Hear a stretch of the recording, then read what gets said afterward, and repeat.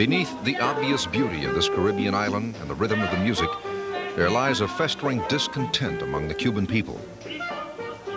Because some people are just fed up with Periodo Especial. I mean, it's very nasty not to have soap, and not to have medicine, and not to have enough protein, and not to have enough transportation, have to walk so much, and people are just getting fed up.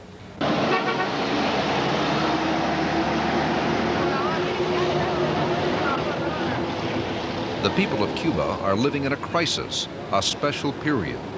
It's referred throughout the land as Periodo Especial.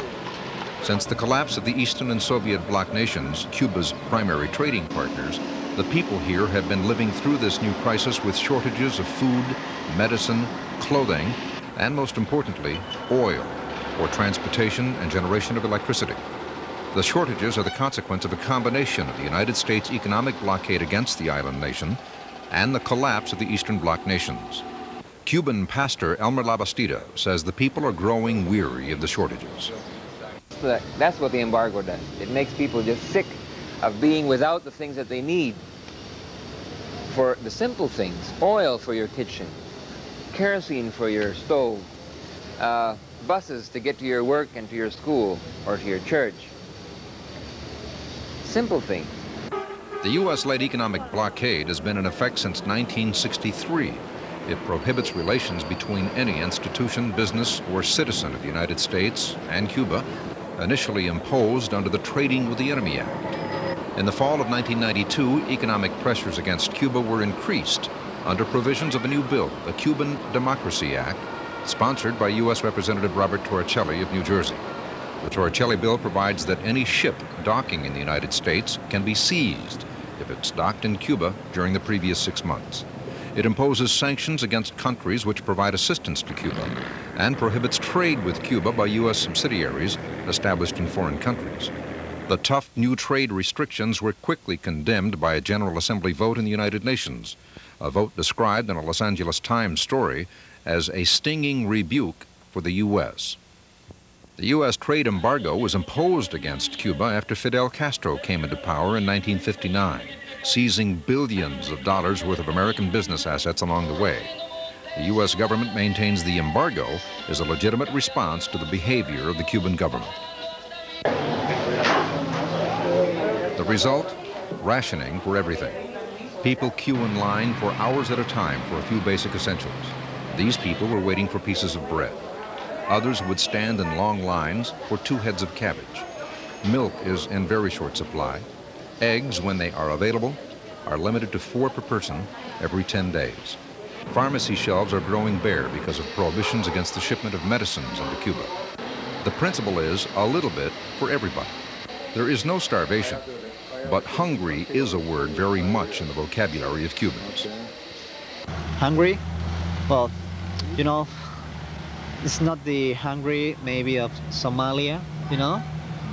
We are not starving like in Somalia. The people there, they are just dying because they don't eat in weeks, in days. Cuba is not like that. The state gives us the food. We have a card, you know, the ration card. Ration card, yes, that's right. A ration card. And that's sometimes the minimum that they can give us. But you will not die with that. You wouldn't die with that. Right. Never. But it's sometimes you feel hungry. Yeah, sometimes I feel hungry. Yeah. Sure. And you have to go to black market, and that's it, because it's not enough. Rodrigo, not his real name, says the black market has become a way of life for Cubans in search of commodities in short supply. For example, a chicken, I don't know, the state sells the chicken, I think it's 3 pesos, very cheap. And in the black market, you have to pay more than $100 pesos for a chicken. For one chicken? Yeah, it depends of the weight, but could be 80, 100, 120, 130 pesos. Is very, very expensive, and the meat is quite expensive. Other essentials like toothbrushes, eating utensils, and clothing are all rationed. One new shirt or a new blouse, pair of pants, or skirt is allowed each year and can be purchased only during the month designated on a person's ration card. If there are no shirts that month, the wait must continue for another year. Many articles of clothing have been restricted to one every 2 years. Gasoline is rationed to less than 10 gallons a month to private car owners.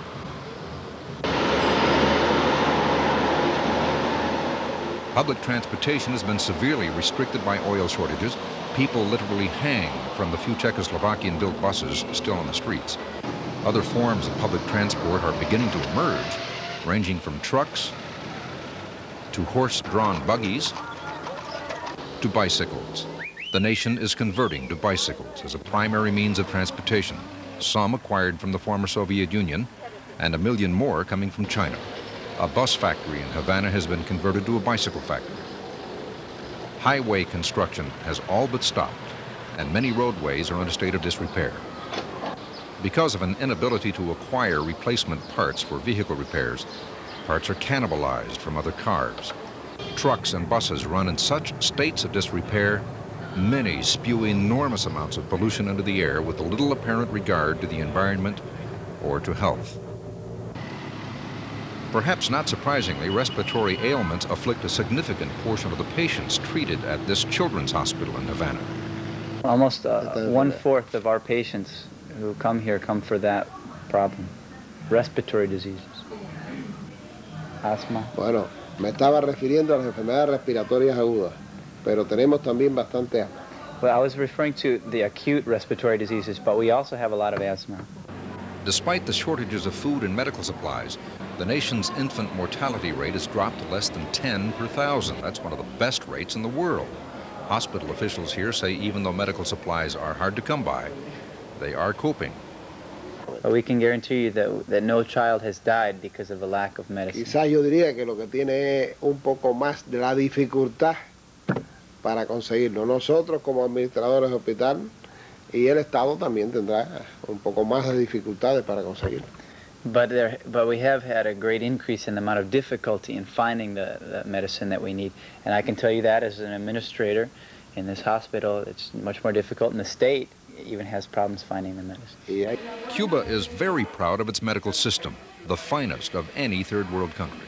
It's a system that provides free medical and dental care to all Cuban citizens through an extraordinary network of family doctors, neighborhood clinics called polyclinics, supported by major hospitals throughout the nation. The medical system extends into schools. This is a school for the visually impaired. Viva Fidel. Fíjate esta oración, ¿cómo se lee? Viva Fidel. With a distinctly political curriculum. The hospitality and warmth extended to visitors here and throughout Cuba is warm and genuine.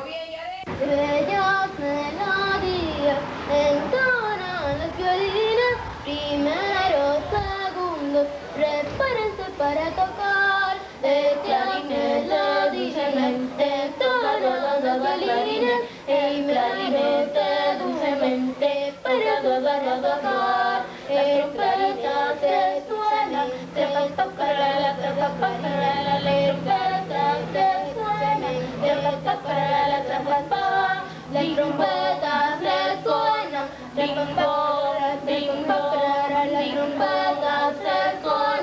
bellas melodías entonan la violina. Primero, segundo, prepárense para tocar.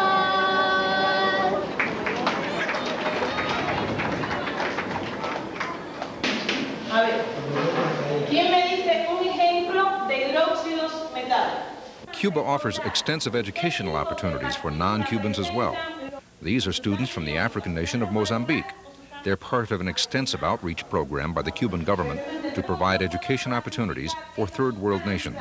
Some of these students will study here for up to 8 years before returning to their native countries. A sweeping education program has virtually eradicated illiteracy for Cubans throughout the nation. It's a centerpiece of the triumph of the Revolution of 1959. These children are from the former Soviet Union, not here for education, but for medical care.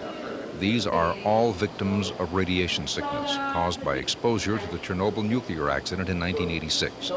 13,000 Chernobyl victims have been treated here, including 11,000 children. In order to become as self-sufficient as possible, an extensive farm production program has been put into place using school children and volunteers as a key source of labor to toil the fields and harvest the crops. Cuban citizens are encouraged to volunteer 2 weeks each year working in the fields. Some agree to 2-year working assignments in the fields. Agriculture researchers are anxious to show off the fruits of their labors, and field hands are appreciative of any encouragement they hear from sympathetic North Americans. Most of us have come to Cuba for the first time now. Hemos venido por primera vez a Cuba. But we have been friends of Cuba for a long time. Pero hemos sido amigos de Cuba durante mucho tiempo. And we have been in disagreement with our government. Y hemos estado en desacuerdo con nuestro gobierno. Because we think the blockade is both immoral and illegal. Porque pensamos que el bloqueo es inmoral e ilegal. And when we return to the United States, we will work even harder to end the blockade. Y cuando regresemos a Estados Unidos vamos a trabajar muy fuerte para terminar con el bloqueo.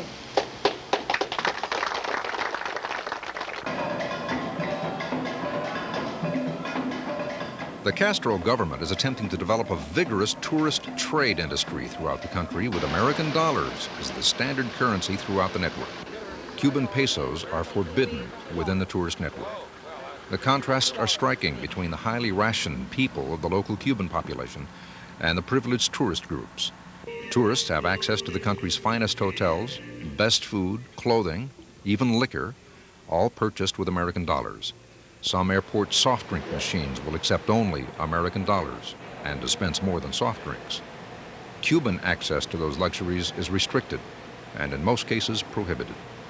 If you would know Spanish, you would hear the expression of the people, maybe sometimes in the lines that sometimes they don't talk about Fidel as a person, but they talk about the government, about the state, and they make comparisons against tourists, between Cubans, between tourists, and they are talking in some way of Fidel, I think, because he's the main responsible of the situation as a president, of course. Anger over the U.S. trade embargo was evident in some very public ways. This billboard across the street from the United States entrance section in Havana reads on one side, "My sling is David's sling." The biblical David and Goliath reference is not lost. And the billboard facing the U.S. entrance section says, "Senor Imperialists, we are absolutely not afraid of you." Throughout the nation, pro-government political slogans appear everywhere. Anti-political voices and slogans are rare. Their authors very often are in prison. Reverend Elmer Labastida meets with a group of 40 or so prisoners each month, many of whom have voiced opposition to the government. But they told me, because they knew I was coming here, I told them I was going to be with you. And they told me that they wanted me to tell you that many of them are there because they are prisoners of conscience. I mean, they have their criticism to do against the regime, and it has not been accepted, and that's why they are there, and they wanted you to know that and to say that in your country. And I wanted to be faithful to them because I minister to them. They say that they are not political prisoners. Well, who does the classification? Many of them have put signs on the walls that say, "Abajo Fidel," down with Fidel. That is one of the reasons why they've been caught doing that. Many of them have been distributing papers that say things against the government. Elmer Labastida suggests government intolerance against those who disagree may be too harsh. But you know that the way that we have been harassed by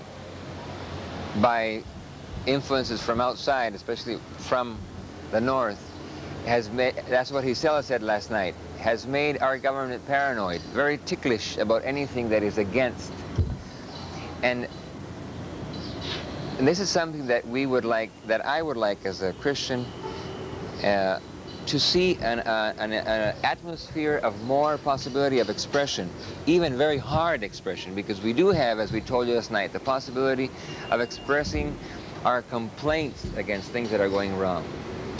But maybe there should come a time where something stronger and on a political level should come up, because we see that many people have that concern, and it should be able to come up, and that the revolution can stand that. But so far it's not easy, because the revolution feels so vulnerable. It feels vulnerable. Another sentiment reflects the view of many in Cuba who have grown weary of the embargo, yet who remain proud, unwilling to bow to the U.S. economic pressures. In spite of the situation we have, the moral of the people is high. We have problems. Really, because there are problems raised from this situation of not having enough of anything. Not enough medicine, not enough food, not enough.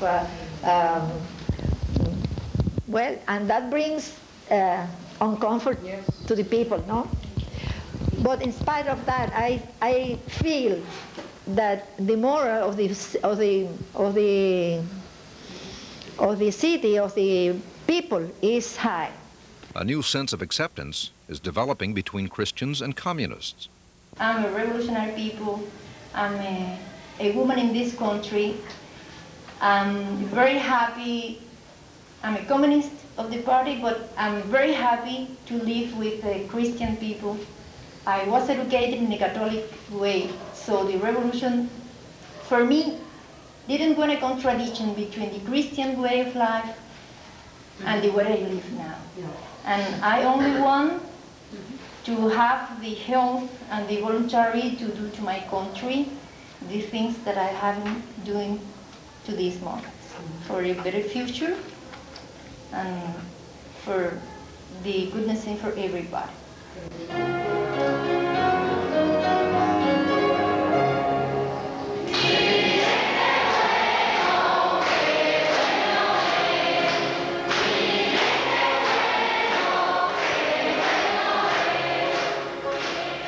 If anything, the tensions have served to fuel a renewed interest in the church. A change in the Constitution in October of 1992 expressly prohibits discrimination against Christians. All the discrimination to Christian people, to believers in our country has disappeared. And it's not perfect, everything.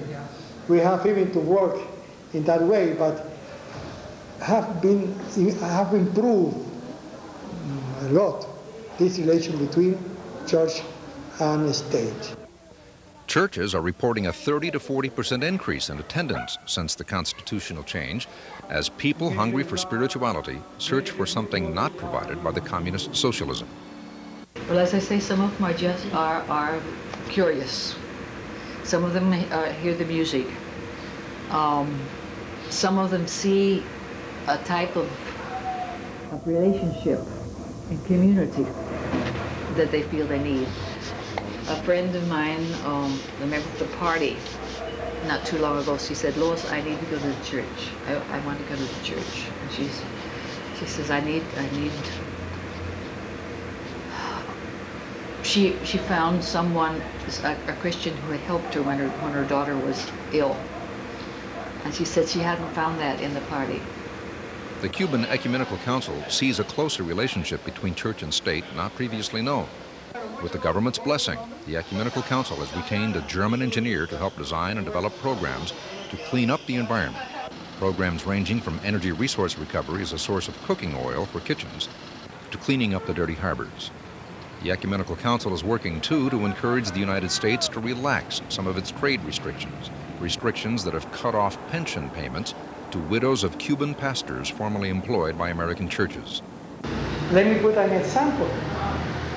One widow of a Presbyterian pastor here is a very old lady, and she has in the United States, in the Board of Pension, more than $50,000, and she cannot receive that money, and she needs that money here because she lives alone.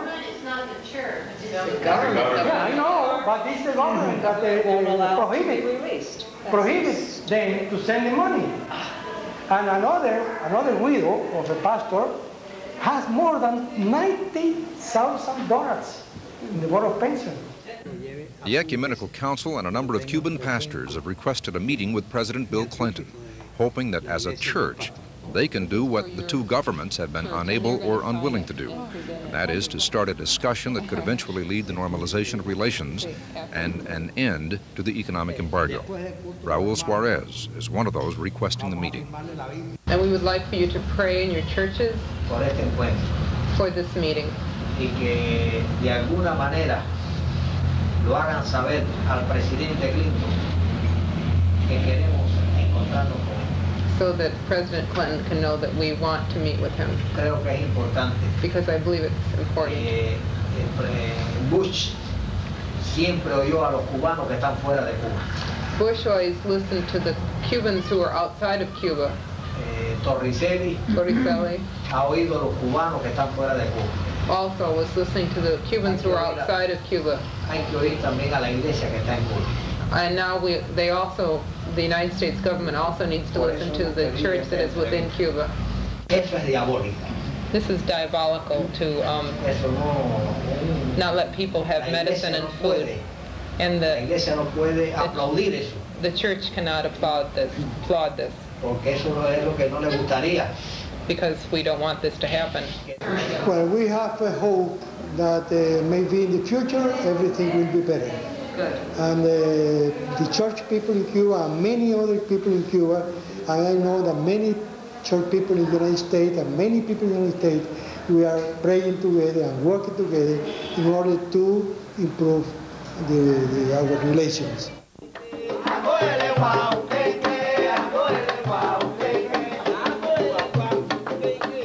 In the meantime, while the churches hope to be the catalyst for normalization of relations, the people of Cuba continue to live and to celebrate life as best they can.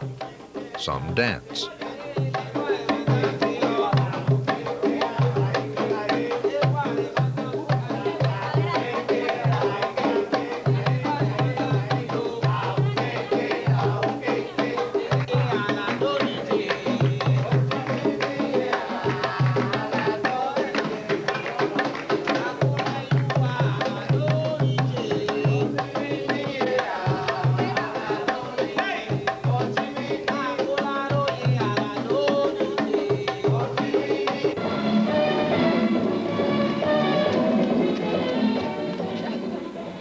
These are members of the Poncho Players, an all-deaf mime troupe.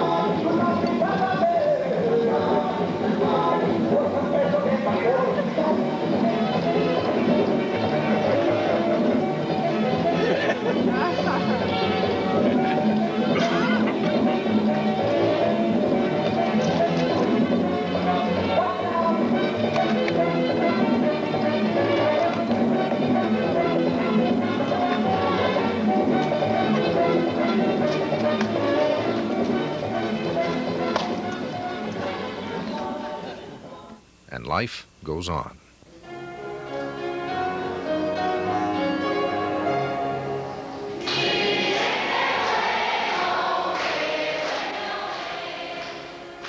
And you know, people think sometimes with the stomach, and that's the problem in Cuba. People are thinking with the stomach.